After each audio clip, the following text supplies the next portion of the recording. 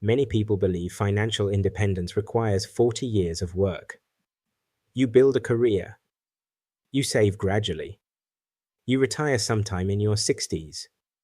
And for many people, that path works reasonably well. But something interesting happens when you examine the numbers more carefully. Some individuals reach financial independence in 10 to 15 years.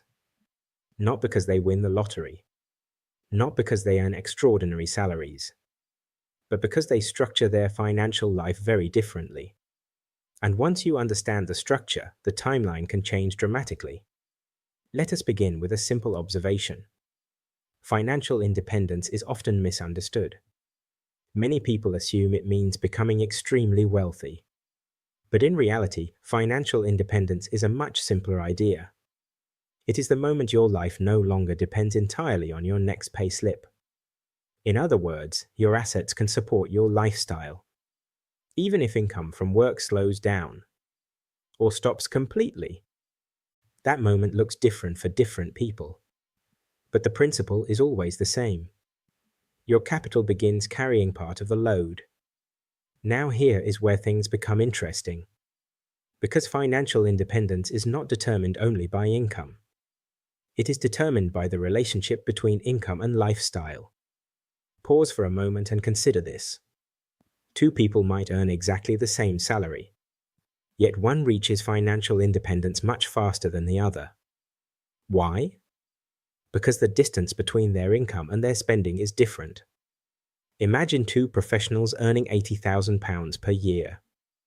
The first spends £75,000 maintaining their lifestyle. Housing, cars, subscriptions, dining out, holidays. Everything feels comfortable. But there is very little left for investment. Perhaps £5,000 per year. At that pace, wealth grows slowly.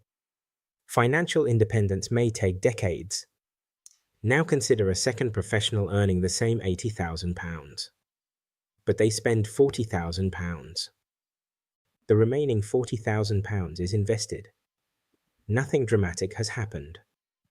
Income is identical. But the financial geometry has changed completely. One person invests 6% of income. The other invests 50%. Over time, those two paths lead to very different outcomes. This is why some financial thinkers say the most important variable in wealth building is not income. It is the savings rate. In simple terms, the percentage of income that becomes capital. Here is a useful illustration. If someone saves 10% of their income, financial independence might take 40 years or more. If someone saves 25%, the timeline shortens significantly. At 50%, the timeline can compress dramatically. And at very high savings rates, the path to financial independence can approach 10 to 15 years. Not because returns are extraordinary, but because capital accumulates quickly. But mathematics alone does not explain everything. Because financial independence rarely arrives through saving alone. Something else begins to happen once investments start growing. A financial flywheel begins to turn. In the early years, progress may feel slow. Your savings create capital. That capital produces modest returns. But over time, those returns begin producing additional returns. And eventually something interesting happens. Investment growth starts contributing more than your own savings. Your financial system begins generating momentum. This is why early years often require patience.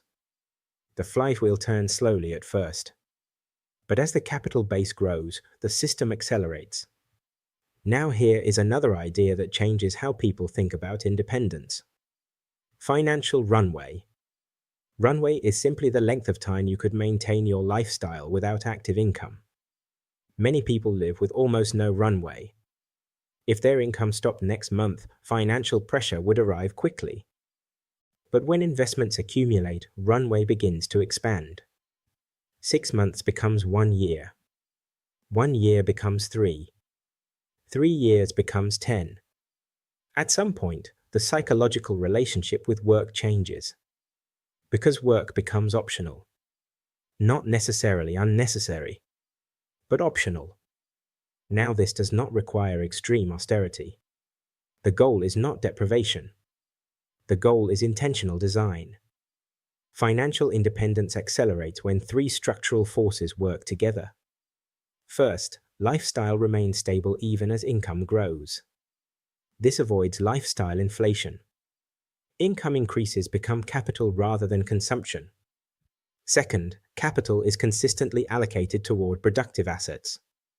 Businesses, equities, property, assets capable of generating income or appreciating over time. Third, the system is allowed to run long enough for compounding to take effect. This is where patience becomes powerful, because compounding rewards time and consistency. But there is also a behavioral element to this process. Many people approach wealth as a sequence of decisions. Save this month. Invest next month. Adjust later. But individuals who reach financial independence faster often operate differently. They build systems, automatic investments, defined allocation rules, clear lifestyle boundaries. Once the system is in place, the path becomes easier to maintain. This is why financial independence is rarely about heroic effort. It is about structural alignment, income, lifestyle, capital allocation, and time. Now let us step back and reflect on the broader idea. Financial independence within 10 years is not guaranteed. It depends on many factors: income levels, market conditions, lifestyle choices, personal responsibilities. But what history consistently shows is that thoughtful financial architecture can compress the timeline dramatically. The difference between 40 years and 15 years is often not luck. It is design. When the distance between income and lifestyle remains wide, capital accumulates quickly. When capital accumulates quickly, the financial flywheel begins turning earlier. And when the flywheel turns earlier, runway expands faster. Eventually, something subtle happens. Your investments begin contributing meaningfully to your life. Income from assets may support part of your lifestyle. Work becomes more flexible, and the idea of independence stops feeling abstract. It becomes visible. So the real question is not whether financial independence is possible. The real question is whether your financial structure is moving you toward it. Because independence is rarely created by a single decision. It is created by thousands of small allocation choices repeated over time. If this perspective changed how you think about financial independence, comment runway. And if you enjoy calm, thoughtful discussions about financial architecture and long-term wealth design, consider subscribing. I will see you in the next one.